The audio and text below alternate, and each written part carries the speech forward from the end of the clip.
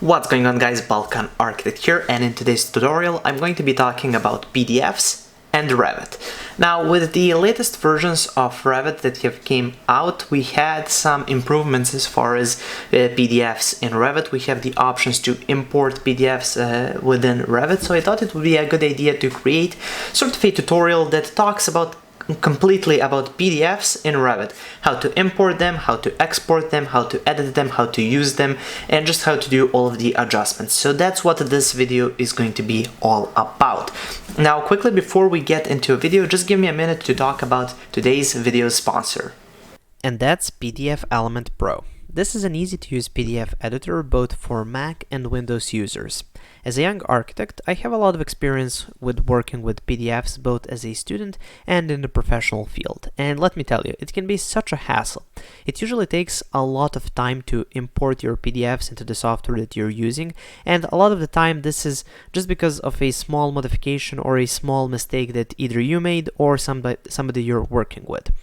Now, in order to save time, a good PDF editor is a must-have, and the PDFelement Pro can allow you to make any changes such as editing text, highlighting, inserting links, images, watermarks, and much more.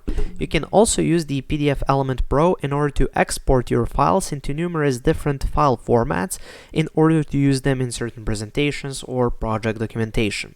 I wish I knew about this when I was a student, because it would have saved me so much time and hassle, especially with when the deadline is near and you're having trouble making a small change to your PDF file. So if you want to save yourself some time and hassle, check out the PDFelement Pro for more information, as well as 50% discount for my viewers. Check out the links in the description. And now, let's get to the tutorial. I'm going to start off by showing you first how to export from Revit to PDF, and then we're going to be showing you the import options. The project that I'm going to be using for this demonstration is the Office project. Again, as I said, the link to this project and the whole course, it's a 12-hour course, will be in the description. And that takes you to my Patreon. There you can find all of my project files and advanced courses. Now let's go here to this here first level detailed and annotation floor plan. It's a really detailed floor plan that I've created, and let's say we want to export this to PDF. Now, in order to export to PDF, what you need to do is you need to go here to File, and that will just give you the drop menu, and then you go to no, not to Export, you go to Print. And then here you go to Print again, and then here you have to choose your printer, or in this case I'm going to go with this Adobe PDF printer driver. Now, in some cases you might not have this. This comes automatically if you buy or if you get any of the Adobe Creative Suite products. So if you maybe have Photoshop or Illustrator or something like that in design, I don't know, you should have this printer driver. Now, in case you don't, you can download a free printer driver, just PDF printer driver. Just Google that and you will find many options. Now, here you have all of your printers that may or may not be connected to your computer. Now, if you want to just export to PDF, you should set it to your PDF printer driver, in this case Adobe PDF. Now here you can set up some of the properties for that, but usually this tends to work very good just as is. Next, here we have the option to select what do we want to export. Now you can either export this current window, or you can export the visible portion of the current window, which I don't recommend. Just go with the regular window, so you just want everything that's under here under crop view, or you have the option for selected views. Now this is really good if you have all of your sheets ready to be printed. So for example, here we have only one sheet, but if you perhaps have multiple sheets, it's really good that you can just select those sheets and then select multiple elements like this, and then just click OK. Okay, you can save that selection if necessary. I'm just going to leave it as is, and then you can just export immediately all of those. Now in this case we're just going to be exporting one of these. Now it's really important to set some settings up, and that can be done over here in the setup. So first here the paper size needs to be set up properly. So for that I'm going to go with something that's large enough. Let's go with the A2 paper size. Here you can set it to either landscape or portrait. I'm just going to set it to landscape. Here we have vector processing or raster processing. Now this is really important. This being a PDF, vector processing is going to give you each line saved as a line. Raster processing is just going to give you an image, so these will be pixels. Now if you load in the PDF back in, if it was vectors, then you can use the line work in order to maybe pick lines or just use it as reference. And if you just save it as raster, then it would be just an image, so that it wouldn't be able to snap to lines, so that would be annoying. So that's just why I always recommend vector processing. Next we have the option to center, and I like to use center. You can do offset from corners if necessary. I'm just going to go with the center option. Now you have the option here to fit to page or to zoom to. Now if you set to zoom to 100% size, that will just give you the right scale. In this case this is 1:50, so hopefully that will fit on our piece of paper. Maybe we'll go with a 1 metric just to make sure. Next we have here the raster quality. You can go to high, medium, low. I haven't really seen much difference between these, so I'm just going to leave it at high. And here for color, you can go with just color, grayscale, or black and white. The grayscale basically means it's going to do shades of gray, so this blue here would be maybe some darker gray. So we have that option, and here you have some more options, so you can go through those and check them on or off if you find them necessary or not. Now once we're done with this print setup, I'm just going to click OK, and then we have this preview option, which just gives you what that would look like. And if we're happy with the way this looks, we can even zoom it in. So there we go, this is what that looks like zoomed in. So as you can see, everything looks perfect and it's fitting on the page perfectly.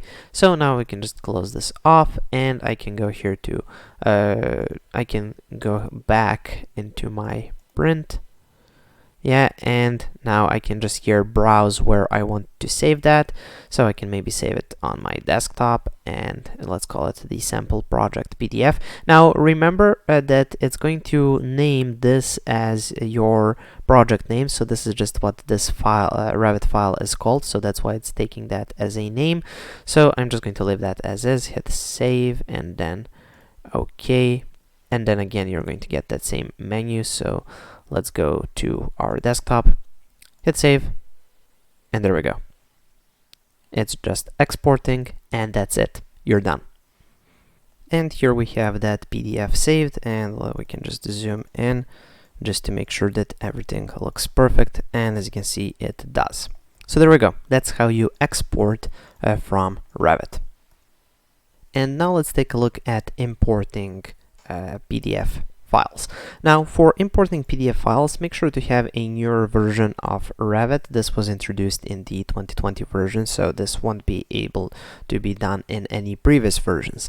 Now here I am, this is just the kind of the startup page. I'm going to go here to new and just start a new architectural template project and just click OK. Now once this opens up, the next thing that I'm going to be doing is navigating here to the Insert tab, and here we have PDF.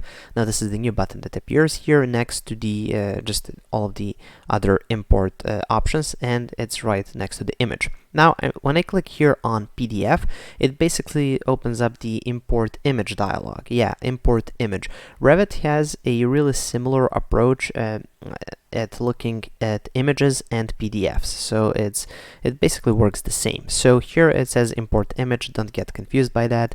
And I'm just going to go here to my desktop, and here I have this multi-page PDF, and I'm just going to click open.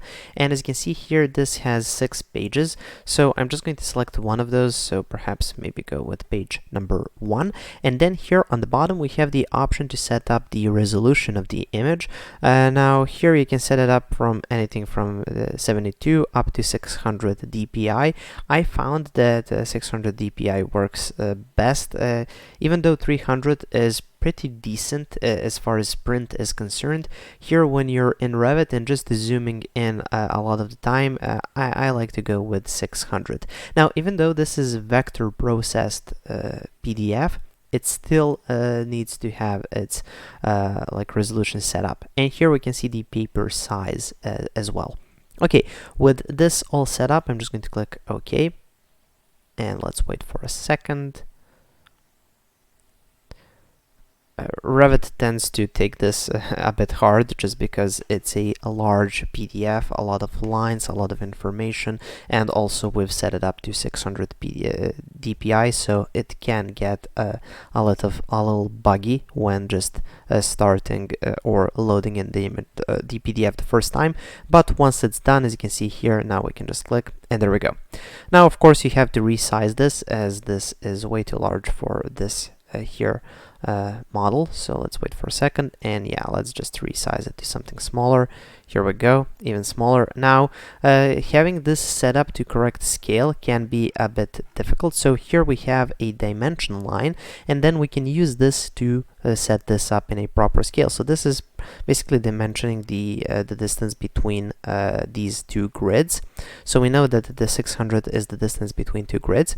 So what I'm going to do is just select this PDF, and now I'm just going to take a look at one of the other options for PDFs, and that's enable snapping. So here, if I enable snaps, now I will have the option to snap to elements here. So what I'm going to do now is just go ahead and go to the Modify tab, go to Scale, select this thing, hit enter, and now as you can see, I can snap to elements.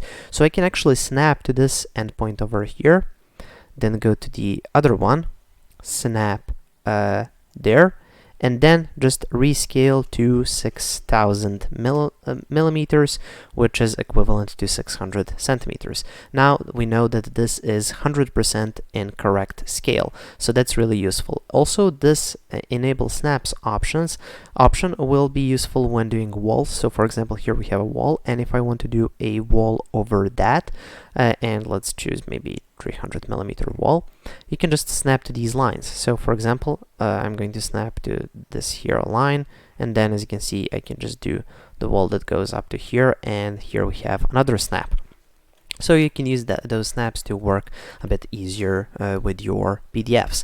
Now keep in mind, when you load these PDFs in, they are 2D view specific elements. So view specific basically means if I go here into 3D, we're not going to see that PDF. So the PDF is only loaded in the view in which you are when you go here to insert and then import PDF. So it's only going to be visible there. So in that case, it's kind of like an image. Also, here we have the Manage Images dialog, and if we open that up, here we're going to get that PDF. So the PDF is loaded in as an image. Now also here it says, as you can see, it's a multi-page PDF, and then we have -1. Now this is basically referring to the fact that this is just the page 1 of that multi-page document. Now you can add maybe a different page using the reload from option. So if you go here to reload from and then select the same document, it allows you to choose once again which page do you want to select. Now if you just go to reload, it's just going to reload that file without asking you which page you want to load. It's just assuming that you're reloading to that same exact page where you were. From here you can also add new files, or you can select this and delete it if that's what you want to do. Or you can go ahead here and place an instance. So this is really useful. So you can, from this dialog, you can place this maybe into a different view or something like that. So for example, here this is just our level 1, but let's say we want to place this in the second level floor plan. So just go here to level 2, and then you can go to insert, then manage images, select this, go place instance, and there we go, we can just place it here as well. So you can just use that dialog to place instances of this PDF in other places. Now one more feature that's specific to the PDFs, just because it's so similar to images and it uses the same manage images dialog over here, you're going to notice that if you place perhaps a family, for example this desk, I'm just going to place it here in the project, and then when I select it and go here in the properties, in the identity data, we have the option to load in an image, and here I can actually load in this PDF. Now in this case this PDF doesn't really have anything to do with this desk, but for example if you have some element and then you have some details or something like that in form of PDF, you can attach it here as an image, and then that can appear later on in schedules, so you can load those images up and show them in schedules. So just because of that, keep in mind that Revit looks at PDFs as images, so they can be loaded in here as the image property for any of the families that you might be using in your project. Okay, so that covers importing PDFs, and I've already shown you how to export PDFs. So that concludes this PDFs in Revit tutorial. Thank you for watching. If you want to get that original office building file, I suggest you check out my Patreon. First link in the description. There you can get both the project file as well as the course for that, which is 12 hours long, and also a lot more of my advanced courses. I've got over 40 hours of content up there so far. Okay, so that concludes this tutorial. If you have any questions, comments, or suggestions, make sure to leave them in the comment section below. Thank you for watching, and of course, have a nice day.